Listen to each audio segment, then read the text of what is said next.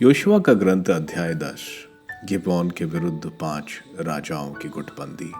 यरूशलेम के राजा अदोनी सिदेक ने सुना कि योशुआ ने आय की अधिकृत कर उसका पूर्ण विनाश कर दिया है। उसने जैसा व्यवहार यरीको और उसके राजा के साथ किया था वैसा ही आय और उसके राजा के साथ भी किया है। उसने यह भी सुना कि गिबोन के निवासियों ने इजरायलियों के साथ संधि कर ली है और अब वे उनके साथ रहते हैं। यह सुनकर वह बड़ा भयभीत हुआ, क्योंकि गिबोन राजधानी के समान एक बड़ा नगर था।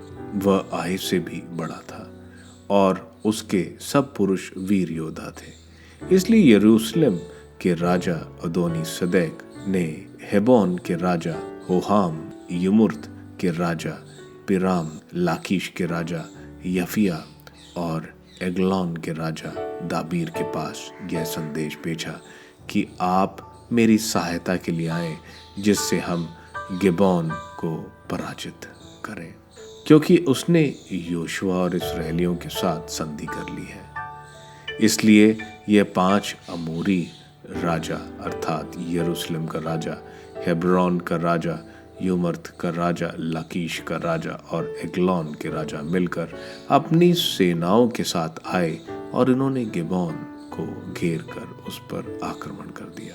योशुआ द्वारा गिबोनियों की सहायता।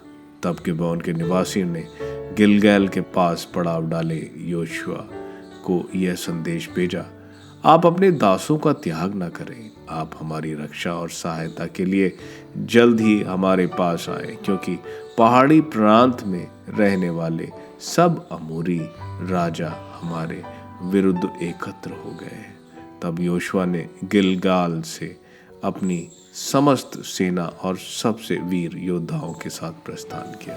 प्रभु ने योशुआ से कहा, उनसे नहीं डरो, मैं उन्हें तुम्हारे हाथ दे दूंगा, उनमें कोई भी तुम्हारे सामने नहीं टिक पाएगा। योशुआ उन लोगों पर अचानक टूट पड़ा, क्योंकि उसने गिलगाल से सारी रात यात्रा की थी। दैवी सहयोग। प्रभु ने उन्हें इजरायलियों के सामने से भगा दिया। इजरायलियों ने उन्हें गिबोन के पास बुरी तरह पराजित किया। इजरायलियों ने बेत होरोन के पर्वत पहाड़ी मार्ग पर अजेका के मकेदा तक उनका पीछा किया। जब वह इजरायलियों के सामने से भागते हुए बेत हेरोन की ओर उतर रहे थे, तब प्रभु ने अजेका तक उन पर आकाश से ओले के बड़े बड़े पत्थरों की वर्षा की। ओले की वर्षा से मरे हुए लोगों की संख्या इजरायलियों के तलवार से मारे गए लोगों से अधिक थी।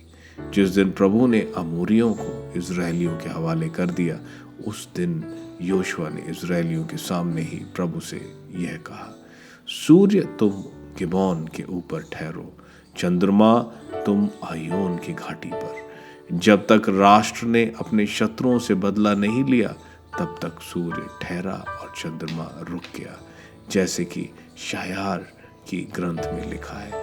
सूर्य आकाश के मध्य में ठहर गया और लगभग एक दूसरे दिन तक अस्त नहीं हुआ।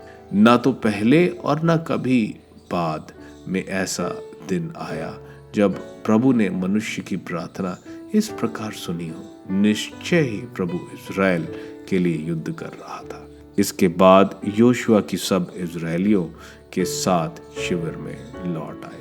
5 राजाओं की पराजय। 5 राजा भागकर मक्केदा की गुफा में छुप गए थे। योशुआ को यह सूचना मिली कि 5 राजा मक्केदा के पास की गुफा में छुपे हैं। योशुआ ने कहा, उस गुफा के मुंह में बड़े बड़े पत्थर लगा दो और आदमियों को बुलाकर उन पर पहरा बिठाओ, लेकिन तुम लोग मत रुको, अपने शत्रुओं का पीछा करो, पिछड़ने वालों को मार डालो और शेष योद्धाओं को उनके अपने नगरों में पहुंचना नहीं दो।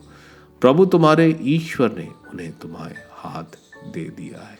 योशुआ और इजरायलियों ने उनको बुरी तरह हराया, किंतु कुछ योद्धा भागकर अपने किलाबंद नगरों में पहुंच गए। इजरायलियों की समस्त सेना मकोदा के शिविर में योशुआ के पास सुरक्षित लौट आई। इसके बाद किसी को इजरायलियों के विरुद्ध कुछ कहने का साहस नहीं हुआ। तब योशुआ ने कहा, गुफा का मुंह खोलकर उन 5 राजाओं को उससे निकाल कर मेरे पास लाओ। उन्होंने ऐसा ही किया। वे 5 राजा गुफा से निकल कर लाए गए। यरूशलेम का राजा, हेब्रोन का राजा, यरूत का राज, लाकीश का राजा और एग्लोन का राजा। जब ये राजा योशुआ के पास लाए गए, तब योशुआ ने सब इस्राएलियों को बुलाकर अपने साथ आए हुए सेनापतियों से कहा, पास आकर इन राजाओं का गर्दन पर अपने पैर रख दो। इस पर उन्होंने पास आकर अपने अपने पैर उनकी गर्दन पर रख दिए। इसके बाद योशुआ ने उनसे कहा, न डरो और न घबराओ, दृढ़ बने रहो और ढारस रखो, क्योंकि ऐसा ही व्यवहार प्रभु तुम्हारे सब शत्रुओं से करता रहेगा जिनके साथ तुम्हें लड़ना होगा। इसके बाद योशुआ ने उन्हें बरवा दिया और 5 वृक्षों पर लटका दिया। वे शाम तक वृक्षों पर लटके रहे। वे सूर्यास्त के समय योशुआ की आज्ञा से वृक्षों पर से उतारे गए और उस गुफा में फेंक दिए गए जिसमें वे छुपे थे। गुफा के मुंह पर बड़े बड़े पत्थर रख दिए गए। वे आज तक वहां विद्यमान है। कानान के दक्षिणी नगरों पर अधिकार। उसी दिन योशुआ ने मक्केदा के अपने अधिकार में कर लिया। उसने नगर में उसके राजा को तलवार के घाट उतारा। उसने सबका संहार किया और एक एक को नहीं छोड़ा। उसने यरीको के राजा के साथ जैसा किया था, मक्केदा के राजा के साथ वैसा ही किया। इसके बाद योशुआ सारे इज़राइल के साथ लेकर मक्केदा से लिब्ना की ओर बढ़ा और लिब्ना पर आक्रमण किया। प्रभु ने उसके राजा सहित उसे भी इस्राएलियों के हाथ दे दिया। उसने उसे और उसमें रहने वाले सब प्राणियों को तलवार के घाट उतारा। उसमें एक को भी नहीं छोड़ा। जैसा उसने यरीको के राजा के साथ किया था, वैसा उसने उसके राजा के साथ भी किया। इसके बाद योशुआ सारे इज़राइल के साथ लिब्ना से चलकर लाकीश की ओर बढ़ा। उसने उसे घेरा और उस पर आक्रमण किया। प्रभु ने लाकीश को इज़राइलियों के हाथ दे दिया। योशुआ ने दूसरे दिन उस पर अपना अधिकार कर लिया तथा उसमें रहने वाले सब प्राणियों को उसी प्रकार तलवार के घाट उतारा जैसे उसने लिब्ना के साथ किया था। इसी समय गेजर के राजा हेरोम लाकीश की सहायता करने आ पहुंचा, परंतु योशुआ ने उसे भी उसके लोगों सहित इस तरह पराजित किया कि कोई जीवित नहीं रहा। तब योशुआ तथा सारा इज़राइल लाकीश से एग्लोन की ओर आगे बढ़ा। उन्होंने उसे घेरा और उस पर आक्रमण किया। उन्होंने उसी देश उसे अधिकार में कर लिया। उसने नगर और उसके सब प्राणियों को तलवार के घाट उतारा जैसा उसने लाकीश के साथ किया था। इसके बाद योशुआ और उसके साथ सारे इज़राइलियों ने एग्लोन से हेब्रोन की ओर बढ़कर उस पर आक्रमण किया।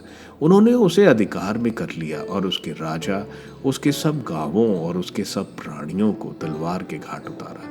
उसने एक को भी जीवित नहीं छोड़ा। उन्होंने उसका और उसके सब निवासियों को संहार किया जैसे उन्होंने एग्लोन में किया था। फिर योशुआ और उसके साथ के सब इज़राइली लोग दबीर की ओर मुड़े और उन्होंने उस पर आक्रमण किया। उन्होंने उसके राजा और उसके सब गांवों को अधिकार में किया और उन्हें तलवार के घाट उतारा। उन्होंने उसके सब निवासियों का संहार किया। योशुआ ने एक को भी जीवित नहीं छोड़ा, जैसा उसने हेब्रोन तथा लिब्ना और उसके राजा के साथ किया था, वैसा उसने दबीर और उसके राजा के साथ भी किया। इस प्रकार योशुआ ने पूरा देश अधिकार में कर लिया। पहाड़ी प्रदेश, नेगेब, निचला प्रदेश और पहाड़ की ढलानें। उसने सब राजाओं का वध किया। उसने एक को भी जीवित नहीं छोड़ा। इज़राइल के प्रभु ईश्वर ने जैसा आदेश दिया था, उसने वैसे ही सब प्राणियों का संहार किया। योशुआ ने कादेश बर्नेश से गाजा तक और गोशन से गिबेयोन तक समस्त देश को पराजित किया। योशुआ ने एक ही अभियान में उन सब राजाओं और उनके देशों को अधिकार में किया, क्योंकि प्रभु इज़राइल का ईश्वर इज़राइलियों की ओर से युद्ध करता था। इसके बाद योशुआ सब इज़राइलियों के साथ गिलगाल के शिविर लौट आया।